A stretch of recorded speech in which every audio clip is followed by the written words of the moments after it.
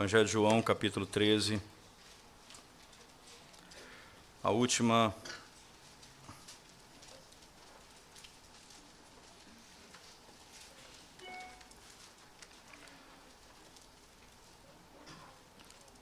João 13, a última seção do texto. Verso 36 até o verso 38.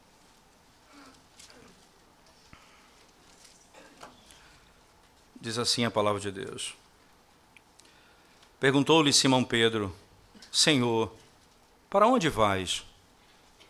Respondeu Jesus: Para onde vou não me podes seguir agora, mais tarde, porém, me seguirás. Replicou-lhe Pedro: Senhor, por que não posso seguir-te agora? Por ti darei a própria vida. Respondeu Jesus: Darás a vida por mim?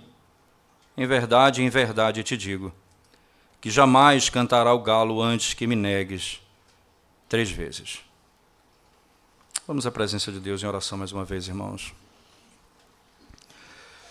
Senhor, quando abrimos a Tua palavra mais uma vez, para ouvir a Tua voz, nós clamamos ao Senhor a sabedoria do alto,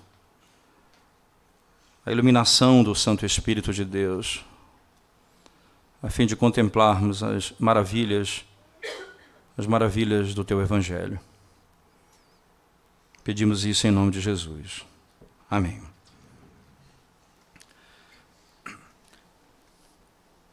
Sempre nós nos perguntamos na vida por que Deus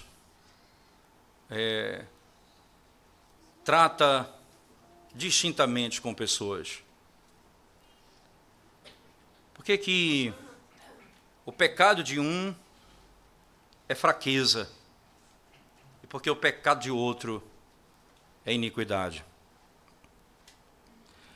Por que o Senhor, na sua sabedoria, lida assim?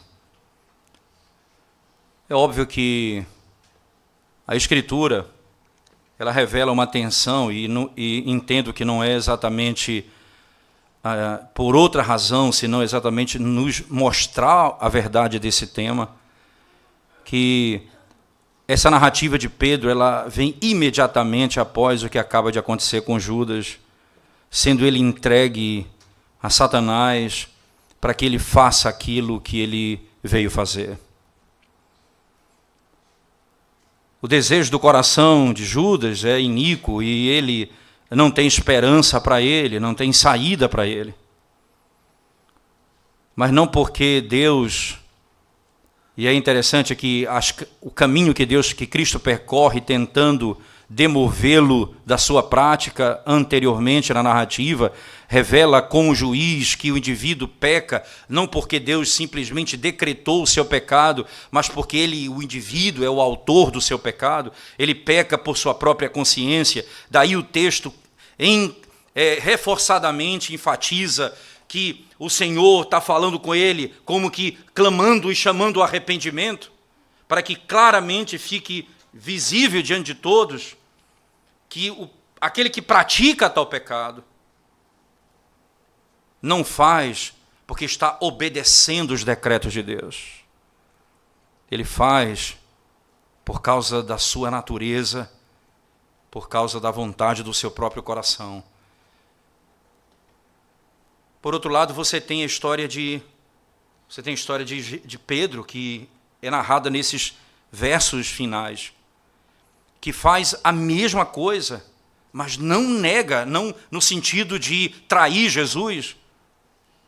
Ele vai negar a Cristo, e lembre-se das palavras do Senhor Jesus Cristo, quando disse: se me negares diante dos homens, eu negarei diante de meu Pai que está nos céus. E você imagina que Pedro negou Cristo diante dos homens. O que exatamente sustenta o indivíduo na angústia da alma quando cai em pecado? O que é que sustenta o indivíduo quando comete tal pecado? Um vai e se mata e o outro torna-se um dos grandes apóstolos. O que é que sustenta o indivíduo? O que é que guarda o coração do indivíduo? O que é que faz com que ele desça tão profundo, mas não se afogue, como Jonas? O que é que faz com que o outro não volte mais? A explicação está exatamente no próprio texto de João. Quando inicia a narrativa, você vai lembrar muito bem, trazendo à sua memória, a narrativa da cerimônia de lava-pés. Quando Jesus Cristo, e Pedro aqui, ele é destacado até intencionalmente, porque no final da narrativa isso vai ficar muito claro. Os pés dele se sujam, mas ele já foi lavado definitivamente. Enquanto Judas, o texto vai reafirmar, ele não foi lavado pelo Senhor. Por isso não há esperança para ele. Por isso o pecado para ele é a sua condenação. E por isso a queda dele é a sua destruição. Você voltando comigo, por favor, capítulo 13 de João, volte para o início da narrativa, na cerimônia de lava-pés. Acompanhe comigo o texto a partir do verso 2. Durante a ceia, tendo já o diabo posto no coração de Judas Iscariotes, filho de Simão, que traísse a Jesus. É bem interessante, não é? O diabo já tinha colocado no coração dele, mas só no final da narrativa ele entra nele. Em outras palavras, agora ele é pleno do diabo. Por enquanto ele fazia, você entende?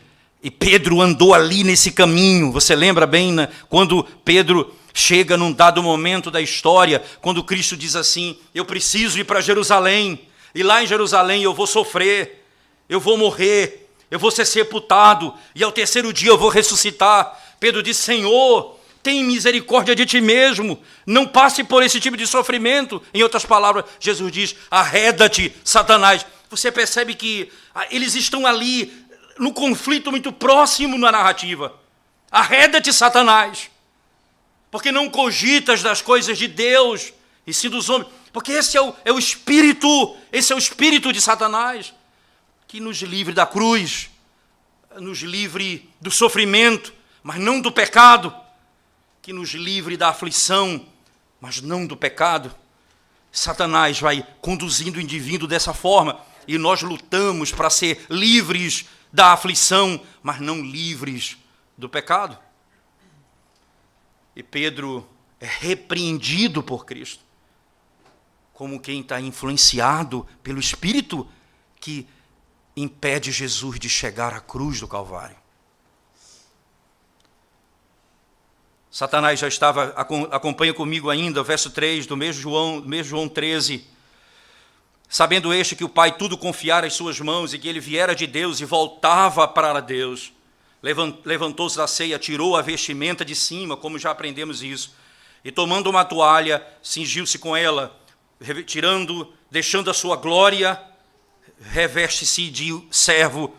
Depois deitou água na bacia e passou a lavar os pés aos discípulos e a enxugar-lhes com a toalha com que estava cingido. Aproximou-se depois de Simão Pedro e este lhe disse, Senhor, tu me lavas os pés a mim? Respondeu-lhe Jesus, o que eu faço não sabes agora, compreendê-lo-ás depois. Disse-lhe Pedro, nunca me lavarás os pés. Respondeu Jesus, se eu não te lavar, não tens parte comigo. Então Pedro lhe pediu, Senhor, não somente os pés, mas também as mãos e a cabeça. Declarou-lhe Jesus, quem já se banhou, não necessita de lavar senão os pés. Quanto ao mais, está todo limpo. Ora, vós estáis limpos, mas não todos. Você percebe que o problema aqui, Cristo não purificou Judas. Verso 11, João explica, pois ele sabia quem era o traidor. Foi por isso que disse, nem todos estáis limpos. Pedro disse: Senhor, lava as minhas mãos, os meus pés e a minha cabeça. Essa é uma figura do todo. Interessante que na antiga aliança, quando o sacerdote era consagrado ao ministério, ele passava por uma sessão de purificação em que era purificado com sangue o extremo do dedo, o extremo do dedo do pé, da mão e a orelha, isto é, cabeça, mãos e pés. Era exatamente os extremos, para que ficasse claro que ele era completamente consagrado ao Senhor. E a imagem de Pedro, usando exatamente a figura da consagração do sacerdote: Senhor, me lava não apenas os meus pés, lava as minhas mãos e lava a minha cabeça, e em outras palavras, me lava completamente. Jesus disse: aquele que já foi lavado não precisa ser lavado de novo. Você entende que agora o pecado de Pedro é tratado como alguém que sujou seus pés, não como alguém que não é justificado. E o pecado de Judas é tratado como alguém que nunca foi lavado, que nunca foi justificado. Daí a distinção fundamental na narrativa.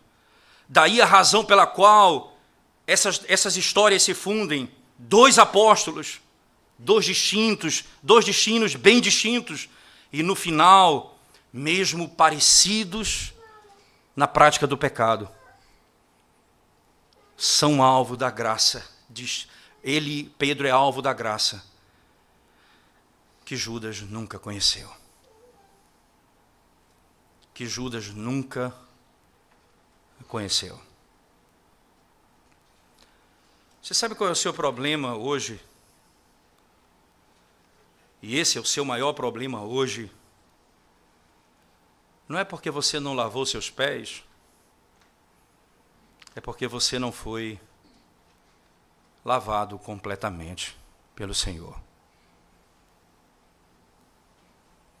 Se Cristo não purificou a sua alma e o seu coração e a sua mente, nenhuma lavagem externa fará efeito na tua alma. Esse é o teu problema hoje.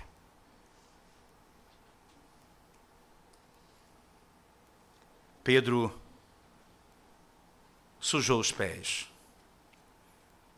Me impressiona que a maneira como o Senhor trata com Judas é diferente como ele trata com Pedro. Judas, ele fala como um profeta, cumprindo a profecia: o que comer do pão que eu colocar, esse é o traidor. Com Pedro, ele fala como um profeta, mas também como um sacerdote. Eu já orei por você. Como o Evangelho vai dizer, eu já orei por você.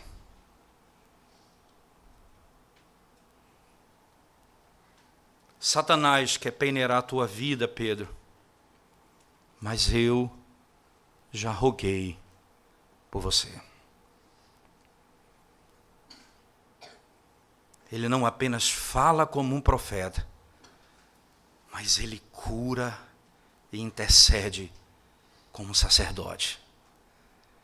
E ele arranca Pedro das garras de Satanás, que queria devorá-lo na mente, negando, apavorado, cheio de medo e temores, e o Senhor o protege. Precisa de um rei poderoso, precisa de um sumo sacerdote poderoso, precisa de um profeta poderoso, para que arranque os seus eleitos das mãos dos seus inimigos e os livre. Se não fosse a graça de Deus, Pedro teria sucumbido. Se não fosse a graça de Deus, eu e você já teríamos sucumbido. E a razão pela qual eu e você ainda estamos de pé é porque Cristo, que morreu por nós, vive a interceder por nós. E Ele já orou por nós.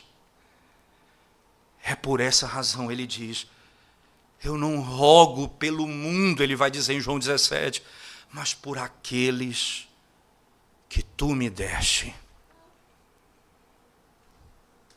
Eu rogo por aqueles que o Senhor me deu. Nenhum deles se perdeu, a não ser o filho da perdição.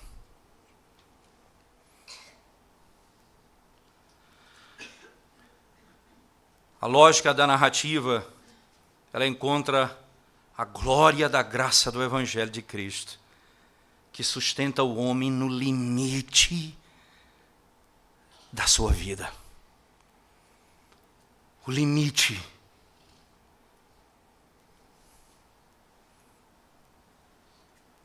Eu tenho certeza que vocês já viveram situações na vida que parece que não iam suportar.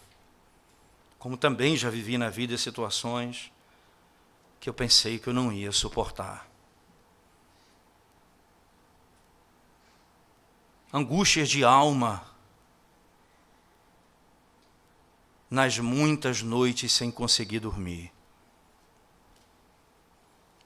Pensando que tinha acabado, que eu não ia prosseguir, que eu ia largar tudo.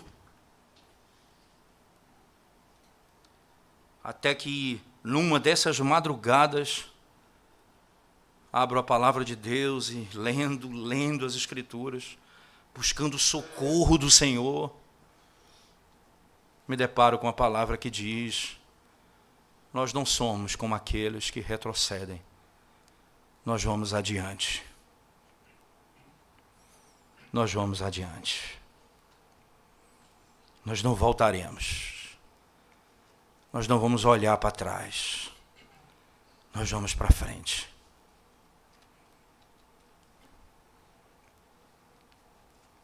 No limiar, quando tudo parece que vai se perder, ouve-se a voz do Senhor.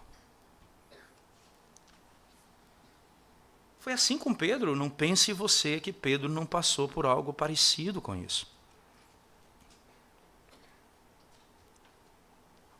O que separa Pedro de Judas, irmãos, é que o pecado de Pedro é tratado como fraqueza e o pecado de Judas como iniquidade, porque ele não foi lavado pelo sangue do Senhor.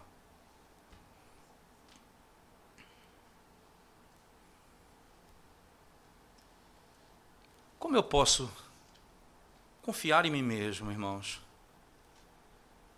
E como eu posso confiar nos meus sentimentos? Como eu posso confiar na minha força? Se não depender de Cristo e da sua obra e da sua misericórdia, quem vai permanecer de pé? Quem vai ser sustentado até o fim? Quem vai entrar na presença do Senhor e ser recebido como filho? Quem poderá fazer isso por si mesmo, se o Senhor não fizer isso? Veja, Ele teve misericórdia de Pedro. E você sabe o que é que acontece? Quando Pedro sai dessa situação, o Espírito vem sobre a igreja. Pedro, pegando o evangelho, é preso, levado ao sinédrio. Aquele homem medroso. Agora sabe em quem confiar. Sabe aquele que deu a vida por ele, que foi purificado de todo pecado, e que a vida não é nada, e que ele não teme mais a morte, e ele olha para o sinédrio que diz a ele: você precisa parar de pregar esse evangelho. Ele disse: como você acha que é justo? Tudo que o Senhor fez por mim, importa obedecer a Deus e não a homens. Pedro estava pronto para morrer. Paulo disse: eu não estou pronto apenas para sofrer, eu estou pronto para morrer por causa de Cristo. Essa é a glória da obra da redenção, ela revela ao homem que aquele que o sustenta é o Salvador e Redentor Jesus Cristo, que deu a vida por você. E você vai dar a vida por Ele. A narrativa no verso 36, volte comigo, por favor. Perceba que todo o processo da discussão com Pedro começa quando ele traz à tona o verso 33. Veja que Jesus disse: filhinhos, ainda por um pouco estou convosco, buscar-me-eis, e o que eu disse aos judeus também agora vos digo a vós outros, para onde eu vou, vós não podeis ir. E é interessante, e aqui é um ponto importante, né? Matthew Henry, comentando esse texto, diz assim, esse é o problema do coração do homem. Jesus havia acabado de ensinar para ele amar aos seus irmãos, dando a ele o exemplo de como servir, e ele não discute isso, mas um ponto que Cristo ainda não revelou, ele traz à tona. Você percebe como que muitas vezes esse é o nosso coração, a gente tem prazer por aquilo que Deus ainda não revelou, e fica discutindo coisas que Ele ainda não revelou, e aquilo que Ele revelou a gente não se importa muito, porque o que a gente quer mesmo é descobrir coisas, é mexer em coisas que não vão mudar a nossa vida. Matthew Henry fala, é um coração bisbilhoteiro. O Senhor falou apenas aquilo a ele, mas não disse tudo ainda. Simão Pedro, então, trazendo a pergunta do verso 33, para onde vais? Para onde vais? E é interessante que Calvino, comentando o versículo, diz, essa é a nossa natureza carnal. Nós desejamos, nosso coração ele tem a tendência de seguir uma certa liberdade, ou de ser afrouxado nos pensamentos. Por que ele diz isso? Porque quando nós nos apartamos do que Deus falou, para começar a pensar em coisas que Ele ainda não falou, e querer compreender aquilo. E aí ele diz, deixe então o Senhor colocar limites no meu pensamento. Ele disse no verso 33, para onde eu vou não podeis ir. Foi só o que ele disse. Ele fala do novo mandamento. A única coisa que Pedro se importou foi, para onde o Senhor vai? Então o Senhor coloca limites no pensamento e diz, para onde eu vou, não podes me seguir agora. Mais tarde, porém, me seguirás. Então o Senhor diz, veja, você não vai, mas você vai depois. É o que eu estou lhe dizendo, você não pode ir agora, mas depois você vai. A cruz é minha.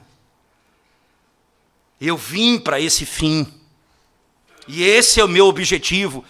E o que eu vim fazer, você não pode fazer. Mas depois, você vai. Por sinal, é interessante que Pedro morre também na cruz. Segundo a história, de cabeça para baixo. Ele vai também.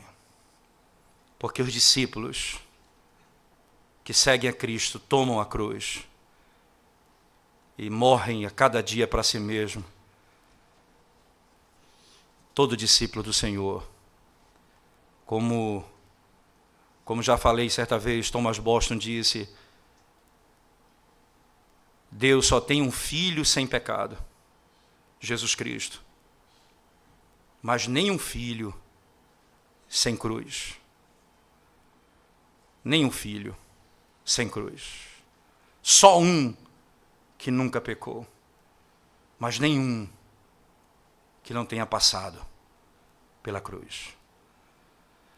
O Senhor diz, é para lá que eu estou indo, e você não pode ir agora, mas você irá. Então Pedro replica, perceba, essa inquietação do coração, Senhor, por que não posso seguir-te agora? Aí Pedro diz, por ti daria a própria vida. Essa é a intenção do coração. Que coisa impressionante, irmãos. O que os nossos lábios estão prontos para falar não reflete exatamente o que a nossa alma e a nossa vida está pronta para praticar. A nossa boca fala muito rápido, expressa muito rápido o que até mesmo pensamos. Eu estou pronto, Senhor, por ti darei a própria vida. Quando de nós falamos isso acerca do Evangelho e da nossa relação com o mundo? Quantos jovens são tão idealistas e dizem, na minha vez eu vou fazer assim, assado, assim, porque eu vou fazer, eu vou mudar. Aí quando chega na situação, faz exatamente a mesma coisa que todo mundo faz.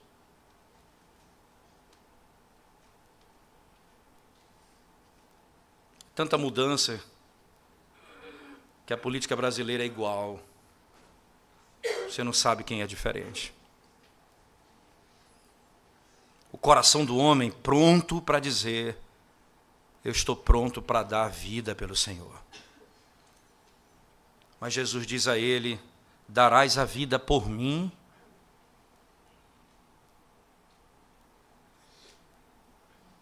Em verdade te digo, que jamais cantará o galo antes que me negue 3 vezes.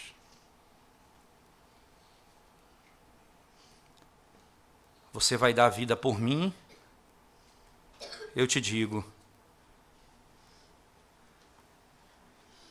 que você vai me negar 3 vezes. Interessante, quando você pensa em verdades como essa, irmãos, você fala porque os lábios estão prontos para falar, a língua é rápida para falar. Mas quando ele praticou aquilo pela primeira, segunda e terceira vez, veja, 3 vezes ele também falou, eu não conheço a Cristo. Eu não conheço a Cristo. Eu não conheço a Cristo.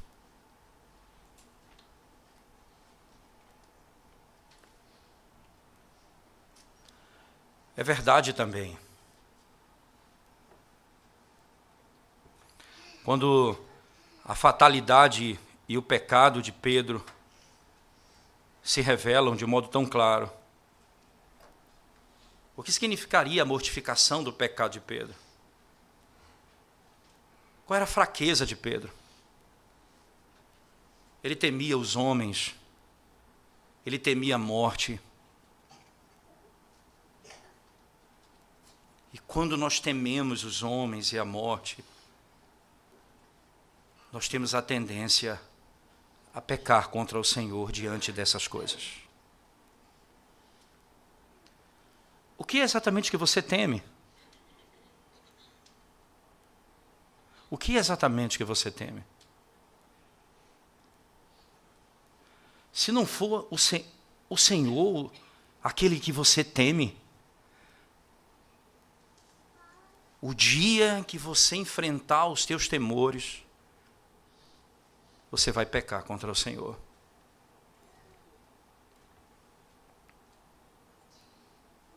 Quando nós pecamos, em tantos lugares, em tantas circunstâncias, em tantos momentos, revelando a nossa fraqueza.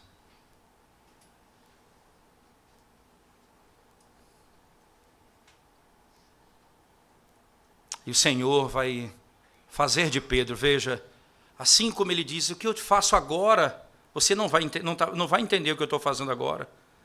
Assim também como ele diz, para onde eu vou você não vai, mas depois você vai. O Senhor, ele lida conosco dessa forma, Ele vai nos transformar. Agora nós estamos assim, e Ele vai lidar com os nossos pecados. É assim que Ele lida com aqueles que Ele lavou plenamente. Ele vai transformando, Ele vai mudando, Ele vai transformando a alma do indivíduo. Ele vai tirando os temores do coração. Primeiro, porque você vai ver que Cristo morreu. E para que eu vou temer a morte? Se Ele venceu a morte. Só para você não ter dúvida quanto a isso, na carta aos Hebreus, por favor. Carta aos Hebreus, no capítulo 2. Veja o que o autor da carta fala sobre o temor.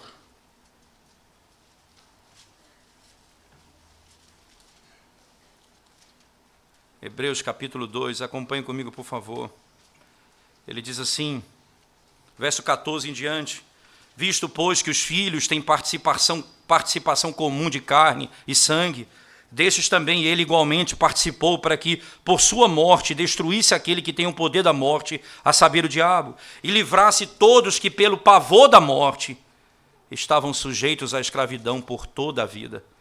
Veja, e livrasse todos que, pelo pavor da morte, quando Cristo morre vencendo Satanás, Ele veio para livrar o seu povo do pavor da morte.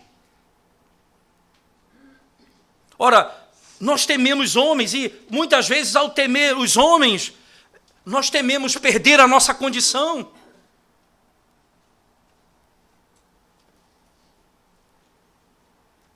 Pedro, posteriormente, porque nós vamos ouvir falar de Pedro depois da ressurreição de Cristo no próprio Evangelho de João, quando 3 vezes o Senhor pergunta: Pedro, tu me amas? Pedro, tu me amas? Pedro, tu me amas? Assim como ele nega 3 vezes, o Senhor leva Pedro a falar 3 vezes: Senhor, tu sabes que eu te amo. Apacenta o meu rebanho. Aqueles por quem ele morreu, ele vai transformar. Nós temíamos aos homens, agora tememos a Deus. Nós temíamos a morte, agora tememos a Deus. O próprio Jesus vai dizer: não temam aquele que pode apenas matar o seu corpo. Tema aquele que pode lançar no inferno o teu corpo e a tua alma. O que os homens podem fazer? O que eles podem tirar de você? O que eles podem roubar de você? Se eu já tenho Jesus Cristo, e se eu já fui lavado plenamente por Ele. Ao que foi lavado, esse vai ser santificado. Ao que não foi lavado, não suportará seguir no caminho do Senhor. Vem a aflição, ele vai embora. Vem um sentimento pelo mundo, ele abandona o sentimento por Deus. Esse não suportará.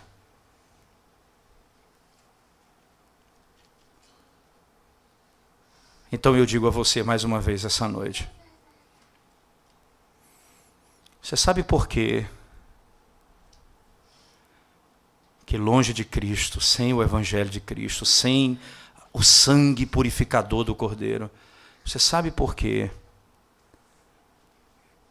que você está se afastando e longe do Senhor? Porque você precisa nascer de novo. Você precisa ser lavado pelo sangue do Cordeiro. E hoje é dia de salvação.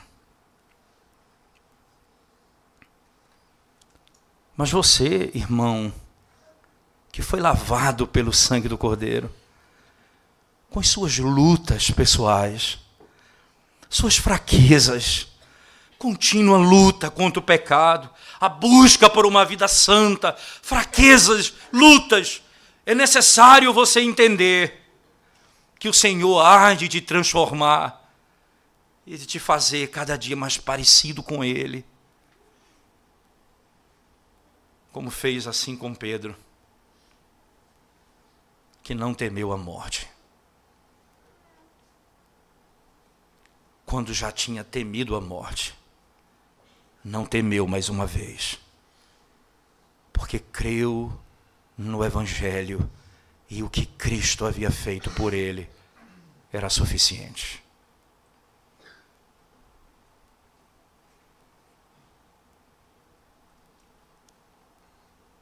Por outro lado, você que está em Cristo, cuidado com a presunção do teu coração de acreditar que nesse pecado eu não caio, que esse tipo de fraqueza não me toca. Cuidado com o teu coração.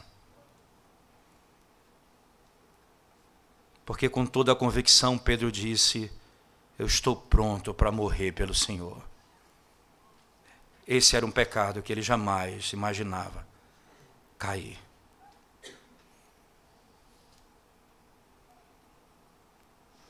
É bom ouvir o conselho do apóstolo Paulo. Aquele que está de pé, cuide para que não caia. E só haverá um jeito de permanecermos em pé. E quando cairmos, sermos levantados. Se Cristo nos purificou de todo pecado. A carta aos Hebreus, o mesmo texto de Hebreus, encerrando, o autor da carta aos Hebreus, no capítulo 10, ele mostra exatamente essa tensão da perfeita obra de Cristo e a contínua obra da santificação. Hebreus 10, 14 diz assim, porque com uma única oferta aperfeiçoou para sempre quantos estão sendo santificados. Que coisa extraordinária. Única obra, ele nos fez santos diante de Deus. Quem são esses? Os que estão sendo santificados.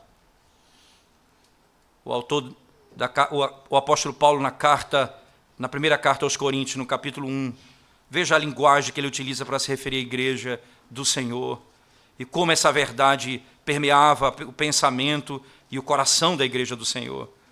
Primeira carta de Paulo aos Coríntios, capítulo 1, especificamente o verso 1 e 2, veja o texto comigo.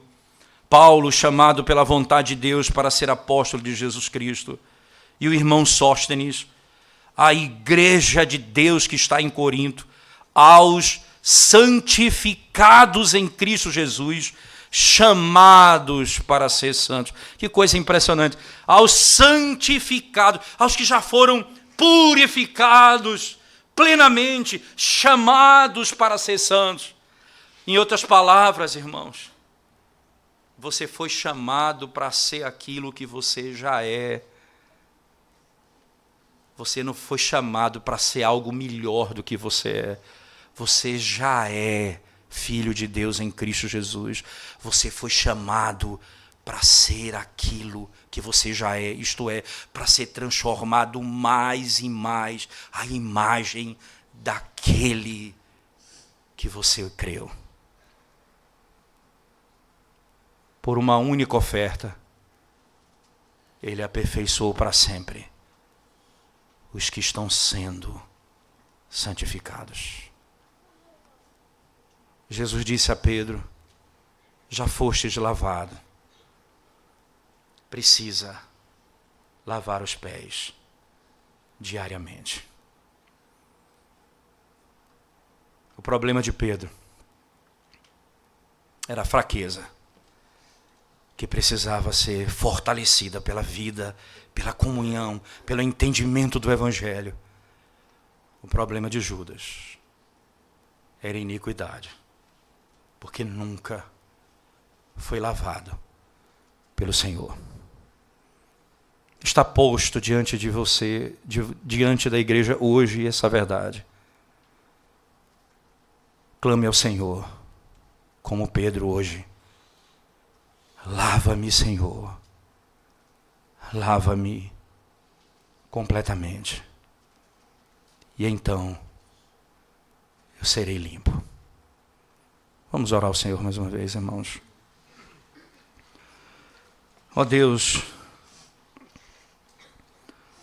nós bendizemos o Teu nome e exaltamos o Teu nome por causa da Tua bondade e infinita misericórdia, que nos sustenta, Senhor, de maneira tão poderosa e gloriosa, que nos livra, Senhor, daquilo que parece ser o fim da nossa vida, que parece ser o último momento, e parece que vamos sucumbir. O Senhor vem e declara paz ao nosso coração. Ó Deus, bendito seja o Teu nome, Senhor, de eternidade a eternidade. Nada somos sem Ti, Senhor, nada podemos fazer sem Ti. Nós permaneceremos porque o Senhor está conosco. Nós venceremos porque o Senhor já venceu. Nós vamos subsistir a esse mundo terrível porque Tu és o nosso capitão. Nós não vamos naufragar nesse navio porque a âncora foi lançada além do véu e nós não vamos sucumbir, Senhor. Segura, Senhor, a nossa vida, sustenta nas Tuas mãos. Nós precisamos, Senhor, da Tua graça. Nós precisamos da Tua misericórdia, Senhor. Perdoa-nos os pecados. Perdoa-nos porque tememos aos homens mais do que ao Senhor.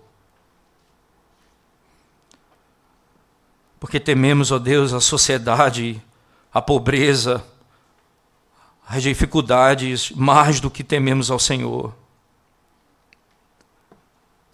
E nós precisamos da Tua graça, a fim de iluminar a nossa mente e o nosso coração, para vivermos nesse mundo, temendo apenas ao Senhor, o nosso único e verdadeiro Redentor. Porque se temermos ao Senhor, os nossos inimigos não subsistirão. Mas se não temermos ao Senhor, quem nos livrará das Tuas mãos? Misericórdia, Senhor. Misericórdia. Clamamos isso em nome de Jesus. Amém, Senhor Deus. Amém.